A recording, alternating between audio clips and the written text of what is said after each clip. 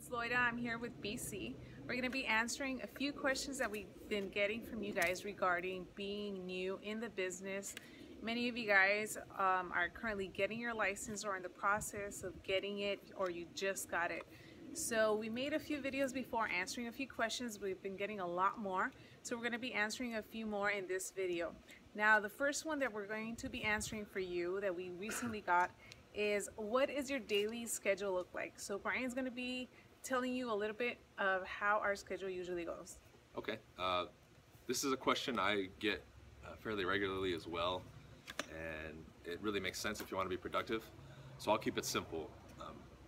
Before noon every day, from when I start at around 7:38, it's just prospecting. Now, what you guys need to realize is, especially when you're new, you're going to think that, oh, I need to handle things in the morning. You need to remember this: there's no emergencies in real estate, and the number one priority for you is to generate new leads and business every single day. Okay, so with that said, before noon, you tell all your clients, your family, friends, hey, before 12 you're not going to reach me. Okay, so between 8 and 12 we prospect every single day. Okay, and it's very, very simple. Once you tell everybody that, your clients, the people you work with, your loved ones, they're going to respect your time. But until you set that platform and you draw that line, everyone's going to think, whoa, you know, you're in real estate, you have time, come pick me up, or whatever it is. Okay, you need to establish that up front and then move forward. So 8 to 12 we prospect, and it's descending order of importance: new expireds, new FSBOs, old expireds, old FSBOs, and then random doors or calls. Okay, that's a transition. After that, from 12 to 2 is kind of like a dead time, I guess you can say. We do follow-up, we return calls, emails. That's when we turn on our phones and social media and kind of mess around. Also in that time is lunch. You need to take a 30-minute, 45-minute break every day just to relax your mind. If you're prospecting a lot, every once in a while you need to take that step back and just relax. Now after that, anywhere from 2 to 3 is more role play, prepping for appointments and that kind of thing. That's also kind of a staggered time where you can kind of be flexible. From 3 to 6, we either do more prospecting or we go on more appointments. In the afternoon, you can be a little bit more flexible. If you want to preview new listings and door knock around them, you can do that, or you can just straight up get on the phone or do more door knocking or call more expireds, whatever it is. We just make sure that we get in at least 4 to 5 hours of prospecting total if we don't have appointments. If not, 3 to 6 is appointments. Pretty much after 6, we're done. People might think I work 24/7. I do, but I don't at the same time. I won't answer calls at 10 p.m. if some random person's calling me. I handle everything during business hours, and after hours I'm still working. But at that point, which a lot of people don't do, is they don't work on their business. You need to take time to work on your business as well as in your business, which would be prospecting. Working on it is refining your systems and doing everything else, and tracking your numbers and so forth and so forth. Yeah. Okay. Awesome. So there you go.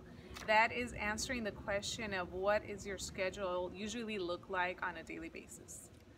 Now, the next question that we get asked often is, if you as a new agent lower your commission. We could definitely see why you're asking this. Perhaps you don't have any listings and you want to get that first deal.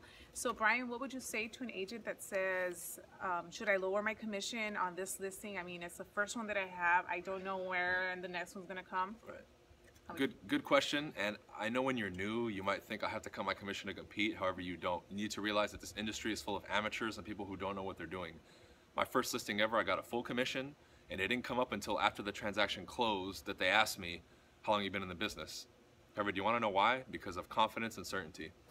The minute I spoke to that client, took them through the process, got the listing and sold it, I was very professional and I led them through the whole way, and it didn't seem like I was new.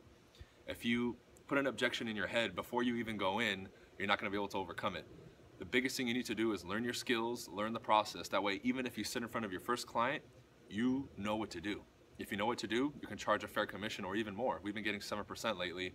That's because it's a premium. I deliver a much better result than the average agent in the market. So therefore, I deserve the better commission. Do I always get it? Of course not. However, the minimum standard is 6. Thus far in my career, after all the listings I've sold, I've only lowered my commission 1 time to 5% ever. And I will never do it again. Okay? The only exception I could give you maybe that you can make as a business decision is, let's say you bump into an investor who's going to work with you and give you 20 deals a year, and he'll only do them at 5. No, you can make a business decision at that point and say, okay, I'll take it or I'll walk. That's up to you. However, the question is, lower it as you're new? Never. Get your skills up, get your confidence up, and you'll be able to get 6% or more. Awesome. Now, the next question is, I'm brand new, how do I pick a brokerage? Picking your brokerage is going to come down to two things. If you're looking for training, you might want to go with a bigger Keller Williams office or something like that. If you're looking at just how much you're going to put in your pocket, you might want to weigh other options. Okay, when I came in new, I went with Century 21, got great training. I love that office, and I got a lot of value from it. The thing is, you need to look at exchange. If you're going to bring in a level of energy and enthusiasm, confidence, work ethic to a certain brokerage, and they don't give you anything in return, then you're out of exchange. That's the law of exchange, okay? So I brought in a lot of energy, confidence, work ethic. They taught me, we brought each other up. I brought the company up, they brought me up, all right?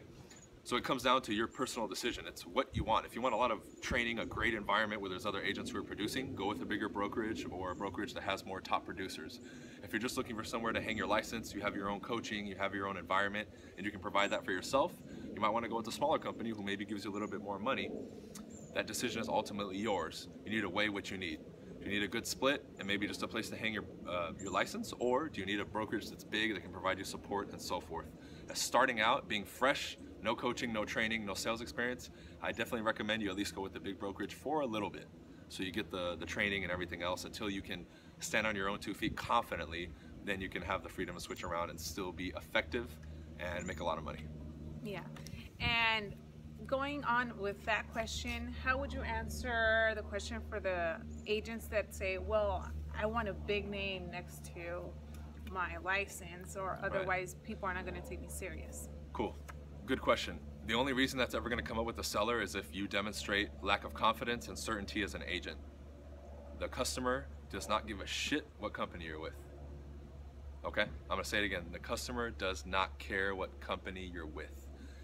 I'm with iHeart Real Estate, who doesn't even have an office in Southern California, and not once has a customer asked me what company I'm with, or if they're legitimate, or if they're real.